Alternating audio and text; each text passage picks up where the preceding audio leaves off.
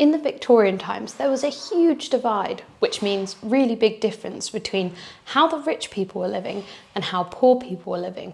Rich people were living lavish lifestyles, whereas the poor were struggling to even buy food. There were lots of helpful and important social reforms at the time, but this didn't fix everything.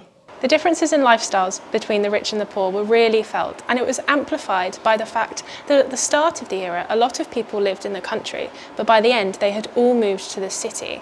They'd moved there to try and find work, but because so many people did, it became overcrowded and people really lived in poverty. Employers did build housing for their workers, but they were often crowded, unsanitary and unsafe, not like the houses the rich people were living in. Housing was especially bad in big cities like London and Birmingham, and a new type of housing was made called back-to-back houses. And these were often in a square with a courtyard in the middle, and they all had to share one toilet. Many families would come and live in these houses, and often there was multiple families in one house, which could mean more than 10 people. And when we say house, we mean one room downstairs and one room upstairs. So the downstairs room was for your dining and your kitchen, and then the upstairs was for sleeping in. So there was no space. And to make it even worse, they didn't even have running water.